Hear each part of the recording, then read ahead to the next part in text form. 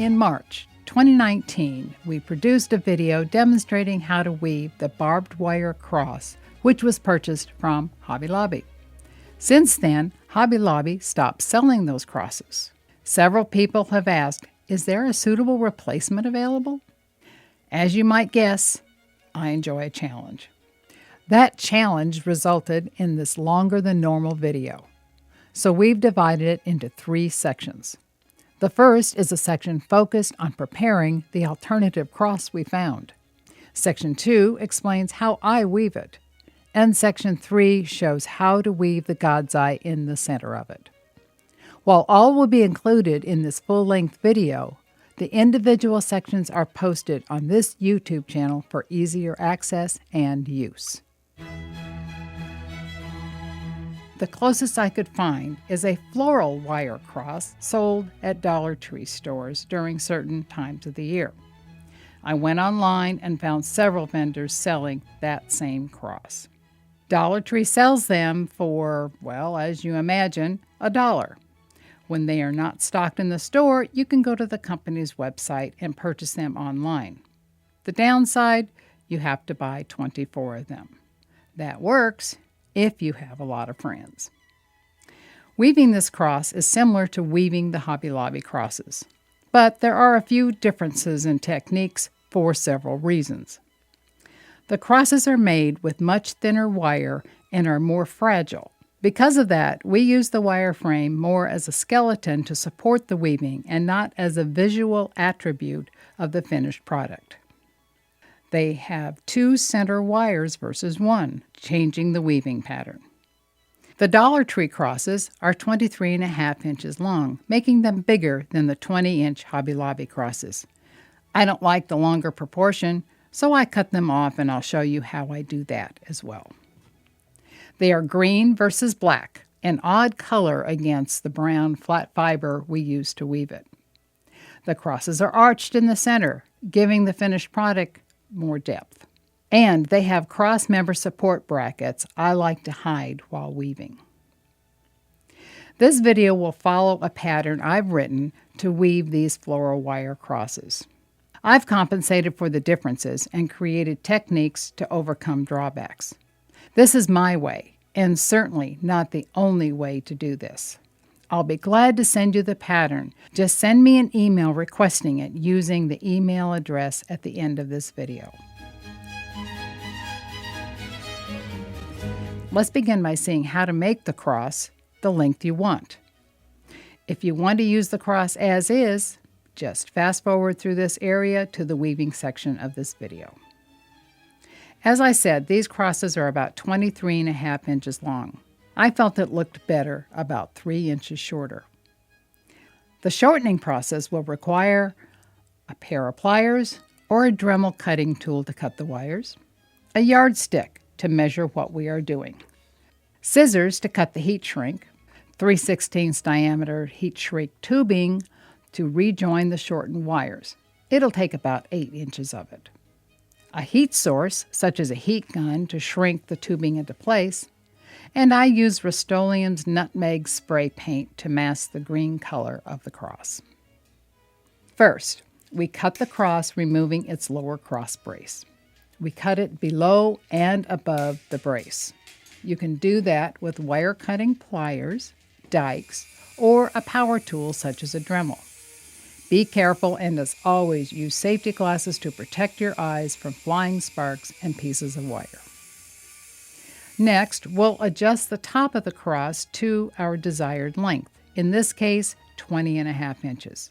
That way, when the bottom of our cross is slid to the bottom of the yardstick, we can see how much excess wire we need to remove.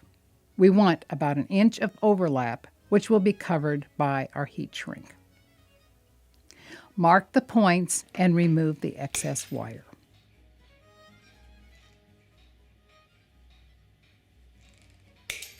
By the way, we tried different methods to join the wire, like solder and JB Weld steel stick. The solder joint was weak and broke, and the JB Weld joints were very bulky. So we settled on the heat shrink concept, and it's fairly easy. Next, we'll cut our heat shrink tubing. Use 3/16 diameter heat shrink, available at most any hardware store. It will reduce to about half its size once it reaches about 200 degrees. An 1800-watt hairdryer will reach that temperature, but we'll use the heat gun. That gets much hotter much faster. Just don't get too close or linger over the material since it can melt. Cut 4 2-inch strips of heat shrink tubing and slide them onto the wires of the main cross. Slide the lower portion in place and then slide the heat shrink down over the overlapping wires. Leave about a 1/2 inch of heat shrink above and below the overlap. Then we apply the heat and watch the tubing tightening over our joints. Don't forget those wires will get pretty hot, as a typical heat gun can reach 1100 degrees in a hurry. As I said, I don't like the look of the green wires, so before weaving, I spray my cross using something like Rust-Oleum's nutmeg colored paint. I recommend 2 coats. Nutmeg seems to help the wires blend with your weavers and not seem so obvious. When the paint is dry, we're ready to weave. Here's what we're going to be using. Flat fiber, both 1/4 and 3/8 inch. Clamps. Spoke weights to hold your cross down. Elmer's glue all or any other kind of craft glue. Scissors. A tape measure. A round-handled tool. And various clips. First, we'll prepare the 1/4 inch flat fiber. You're going to need about 20 yards to complete the entire cross. 6 yards for the leg and one arm, 4 yards for the top and the other arm, and 7 yards for the God's eye. I cut the fiber into 2 3-yard sections, leaving the remaining 4-yard section for the top and arm. The longer cross requires about 22 yards of material. The curl in the flat fiber makes it hard to weave, so I pull it across a round handle in the opposite direction of the curl. That relaxes it and makes it easier to manipulate. So let's take our shortened cross and start weaving. We'll start with the spoke covers. We'll weave under the spoke covers and over the wire, so the frame basically works as an unseen bowed support as we weave back and forth. Measure the length of the long curved center wires. In this case, they are 21 inches long. I add 4 inches to that because we'll end up folding under both ends, so my spoke covers are 25 inches long. I'll lay them in place, extending the extra 2 inches from each end and clip the covers in place. There is no good side or bad side to flat fiber, as you find in basket reed. Measuring the arms of the cross, we find that the spokes are about 12 inches long. We'll use 16-inch spoke covers here, weaving them into place through the vertical spoke covers already there. We'll use clips to hold them over the arms of the cross. I weave these together, if for no other reason, because we are basket weavers and that is what we do. With the spokes covered, the real weaving process begins. Starting at the bottom, we will need to lock in our weaver. Take our first 3-yard length of flat fiber, lift the end of the cross, and pass about 6 inches of the fiber over the top of the first spoke and under the spoke cover on the second center spoke. Remember, we stay on top of the wire as we weave. Then we wrap the weaver around the wire on the opposite side. Next, we flip the cross over. I'm going to cut this tail down and tuck it underneath the wire to hold it in place as we weave.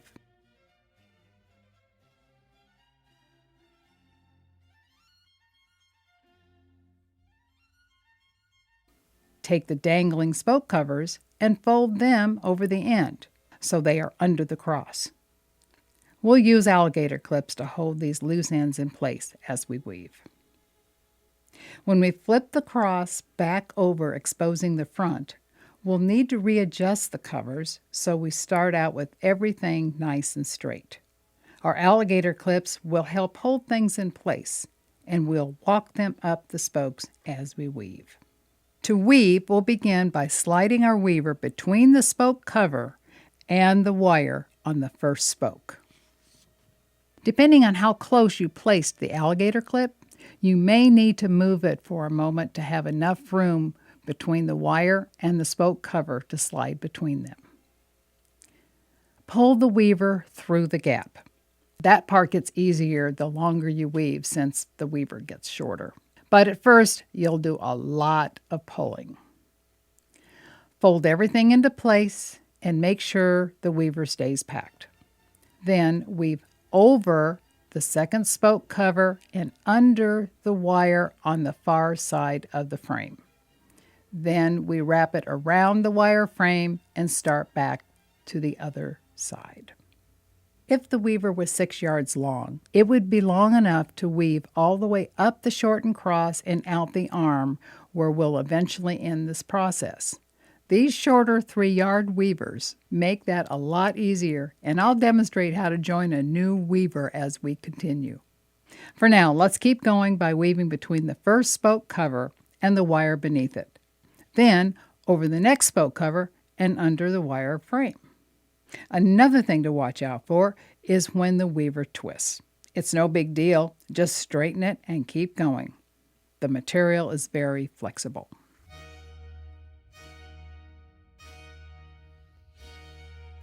Once I have a good solid start to the weaving, as I do now, I clamp the cross to the edge of my table to make it easier to manage. Here's how I do that.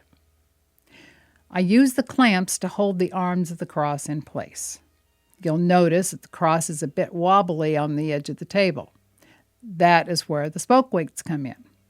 I place those on the table over the top of the cross, and that secures everything a bit better to make weaving easier. Let's get back at it and keep weaving toward the arms of the cross. I'm moving one of the clips down to the end of the cross to hold things just for a moment there. This loosens things up a bit on the leg and gives me a little more weaving room as I need it. I find clamping the cross like this frees my hands and really speeds up the process. Again, we go between the wire and the spoke cover, over the second spoke and under the wire frame. Wrap and repeat.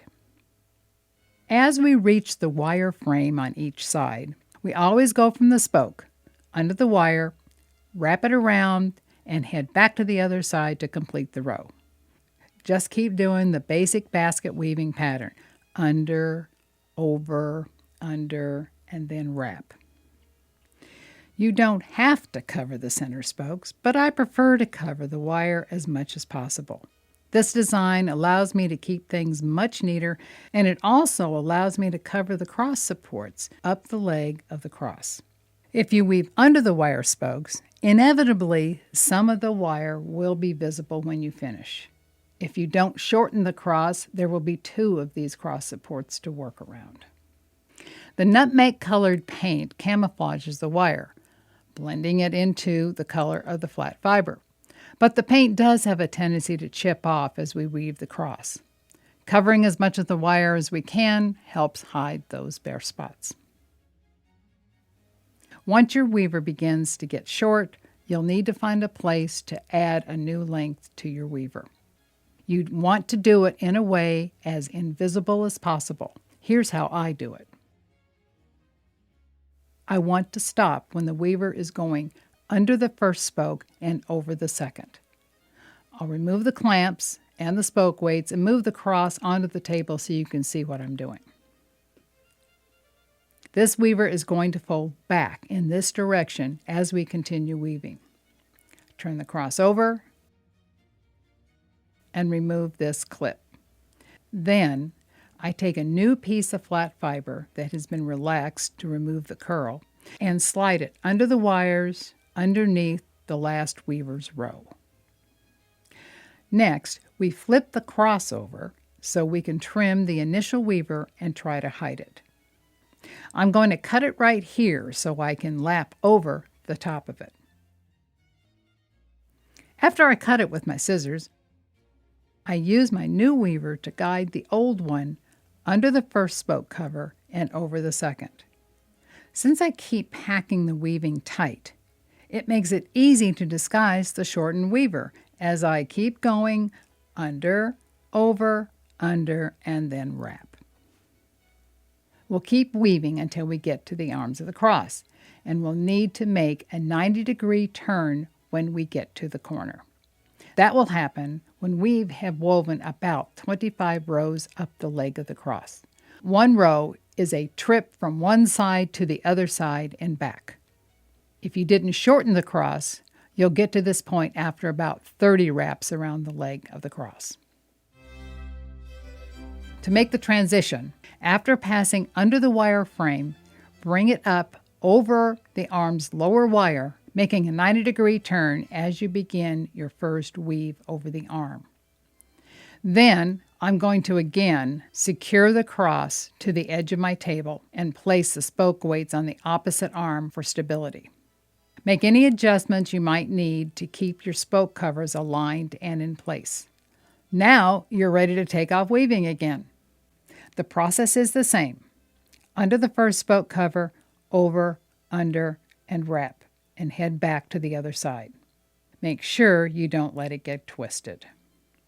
Again, an advantage to this flat fiber is that there's no bad side like you'll find in basket weave. So you can flip it over as it makes the turn, and there is no difference in the face of the fiber you see. Our next stop, the end of the arm. As we get to the end of the arm, our spoke covers are pretty secure, so I can remove my clips, freeing my spoke covers, and that will actually speed up my process a bit. I keep working my way out, under, over, under, until I reach the end, filling up the entire space. That should be about 10 rows out on the arm. When I reach the end, I'll remove the clamps and the spoke weights holding the cross in place on the edge of my table. Now, flip it over and you'll notice a couple of things. First, you can see how all these wires are exposed because you're weaving over the top of them. We also have these dangling spoke covers and the rest of the weaver we were just using. All that needs to be folded underneath. Take the weaver and fold it into the underside of the cross. Let's try to tuck it under the wires. Sometimes you can't if the weaving is really tight. It worked for me this time. Next, we'll fold over the spoke covers and glue them to the underside of the cross. Before applying the glue, I'm going to trim the ends a little bit to make them even. Then I apply glue to both the spoke cover ends and the cross where they're going to be touching. I found that Elmer's Glue All is much stronger than Elmer's School Glue when working with flat fiber. A clothespin will secure everything while the glue dries. We also glue the spoke covers at the bottom of the cross in the same fashion. The weaver is already secured, so I'll just even up the spoke covers, apply the glue, and clip them down. As the glue dries, you are ready to start weaving the top and opposite arm of the cross. You'll start that process in the same way we began at the bottom of the cross and make the 90-degree turn in the same way. You can start either at the end of the arm or at the top of the cross and work your way down. If you need a refresher, go back and review how to start your weaver at the beginning of this section. Once the weaving is done and the glue has dried, you come to the moment you'll need to make a decision. Do you stop here? Maybe spray it with shellac and place something in the center like a seasonal flower or some other adornment. You can attach them using the center wires as an anchor. Or you can take the next step and add a woven center, like a God's eye.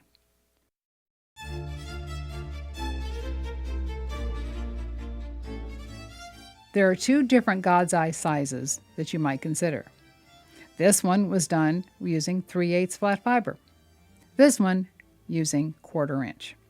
Both are woven in the same way, but as you can see, they look significantly different when complete.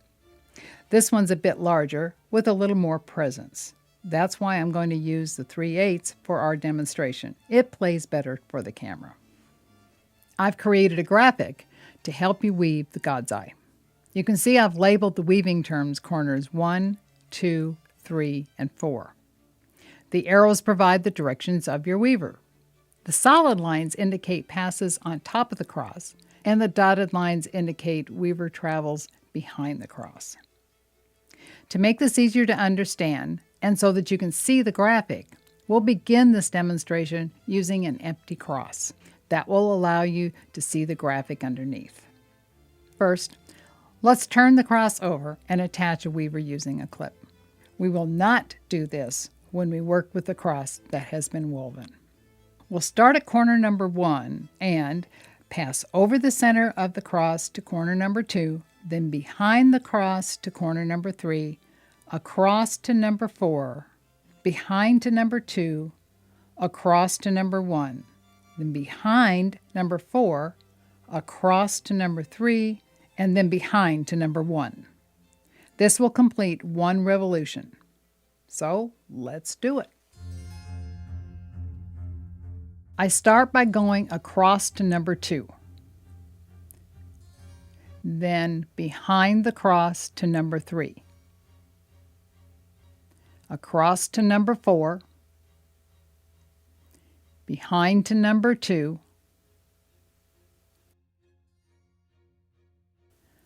come across to number 1, and you'll notice that these are laying right next to each other, and we'll begin walking our weaving out onto the shoulders.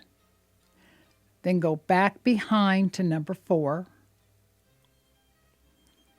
back across to number 3, again lining things up against each other,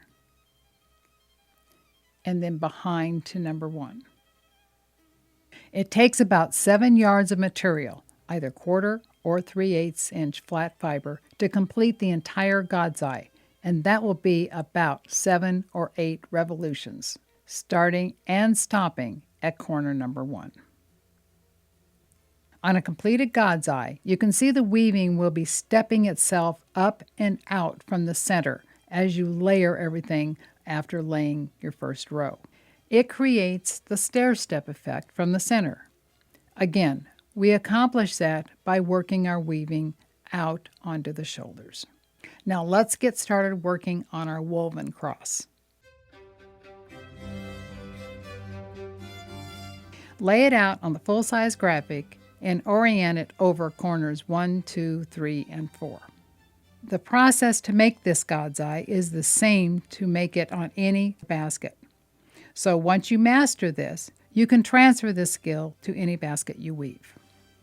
We'll start by turning it over and anchoring the tail of our weaver under the lower wires from the corner that will be corner number 1.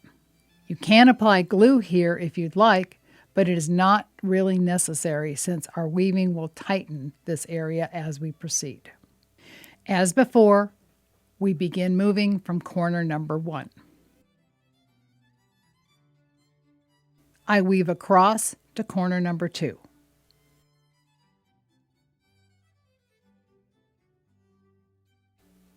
Bring it behind to number 3.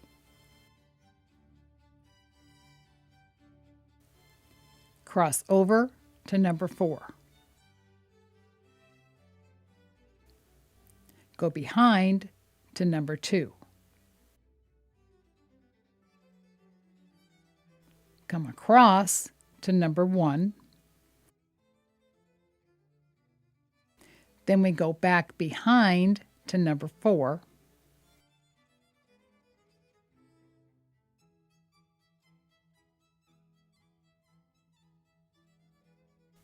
Back across to number 3, keeping things lined up, and then behind to number 1.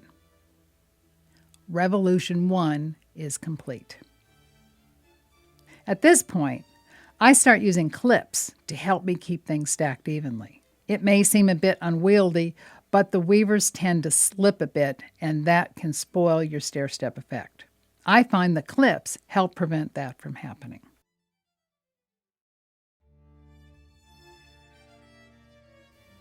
Let's start revolution number 2. Weave from corner 1 to corner 2, edging my way out from the lower level about half the width of my flat fiber. We need to remove and replace the clips as we make our passes on the face of the cross.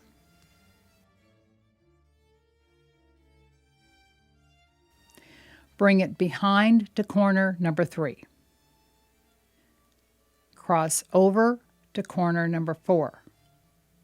Taking the clips off, working my weaver out about half its width, and replacing the clips.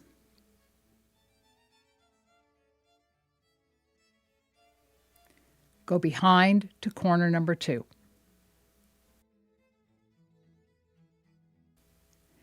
Back down to number 1. Remove and reclip. Remove and reclip. Then we go back behind to corner number 4. Back across to number 3, keeping things nice and tight. Watch your weaver placement. Unclip and reclip. Unclip and reclip. And then behind to number 1. With this many revolutions under your belt, I'm guessing that you get the drift of our weaving pattern, and you can follow your last row if you need to remind yourself. So I'm going to weave freely off the graphic and hopefully move a bit faster. It does get easier as the weaving tail gets shorter. We start again going across from corner 1 to 2,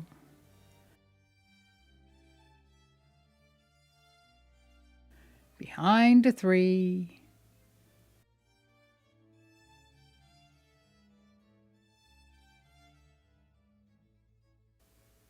then across to number 4. All the while we are stacking and working our way out the shoulders of the cross. A little background I discovered about the God's Eye design. Historians believe it originated as a ritual artifact among the Indians of western Mexico as far back as the 16th century. Later, it was adopted by other tribes and the Hispanic settlers. The graduated design was meant to signify the power of a deity to see and understand things unknown to the human eye. Woven God's Eye crosses, sometimes woven using colorful fabric, were traditionally placed along trails frequented by the people of the tribe. As you are weaving, notice that you're always placing the weaving in a crisscross pattern on the front. On the back, the weavers remain parallel. If they ever cross on the back, you've made an error. Repeat the process until you have about 6 to 8 layers woven, ending where you started at corner number 1 to make it even. I weave until I run out of a weaver. If I don't have enough to complete an entire revolution, I'll just back up to the end of the last one and end it there. At that point, we turn the cross over and cut off the excess. I place glue on the tail and clip it down and let the glue dry.